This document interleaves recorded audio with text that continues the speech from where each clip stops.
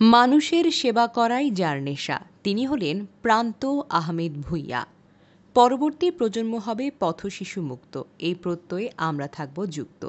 এই স্লোগানকে সামনে রেখে সুবিধাবঞ্চিত শিশুদের মধ্যে বিভিন্ন অনুষ্ঠান করেছিলেন প্রান্ত আহমেদ ভূঁইয়া। প্রান্ত আহমেদ ভূঁইয়ার জন্ম নরসিংদী জেলার বেলাবো উপজেলার ধুকুন্দি গ্রামের বশির আহমেদের ছেলে। তিনি ধুকুন্দি উচ্চ বিদ্যালয় থেকে এসএসসি পাশ করেছেন। স্কলাস্টিকা মডেল কলেজ থেকে এইচএসসি শেষ করে বর্তমানে ইতালি প্রবাসী জীবনযাপন করছেন।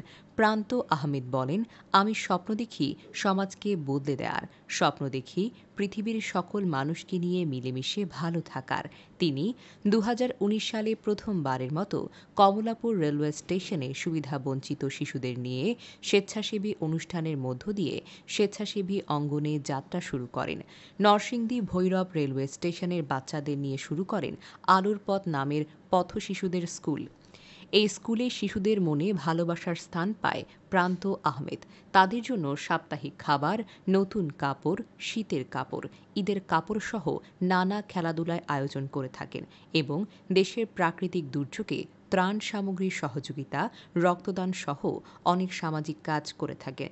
তিনি মানবতার ঐকতান ফাউন্ডেশনের প্রতিষ্ঠাতা সভাপতি হিসেবে যুক্ত হয়ে সামাজিক কাজ করে চলছিলেন। বর্তমানে প্রান্ত আহমেদ ভূঁইয়া একটি সামাজিক সংগঠনের প্রতিষ্ঠা করেছেন, যার নাম মরহুম ময়দর আলী ভূঁইয়া ফাউন্ডেশন, যার মাধ্যমে গ্রামের মানুষের সেবায় কাজ করে যাচ্ছেন। অসুস্থ রোগীদের আর্থিক সহযোগিতা, শীতার্ত মানুষের শীতের কম্বল, হতদরিদ্র রোগীদের চিকিৎসা, ঈদ সামগ্রী, ঈদে নতুন কাপড় সহ বর্তমানে চলমান অসহায় গরিব পরিবারকে স্বাবলম্বীকরণ প্রজেক্ট, যা পরিবার অনুযায়ী ছাগল, গরু, সেলাই মেশিন, মুদির দোকান, রিকশা সহ নানা প্রজেক্টের আয়োজন চলমান রয়েছে।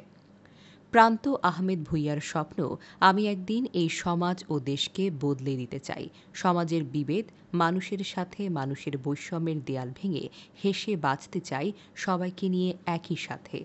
তার অক্লান্ত পরিশ্রমের মূলমন্ত্র একটাই, অসহায় মানুষের মুখে হাসি ফোটানো। প্রবাসে জীবনকে বাজি রেখে মানুষের সেবার মাঝেই তার সুখ। মানুষের ভালোবাসা নিয়ে এই কাজে আরও সুদীর্ঘ পথ পাড়ি দেওয়ার স্বপ্ন বুড়ি।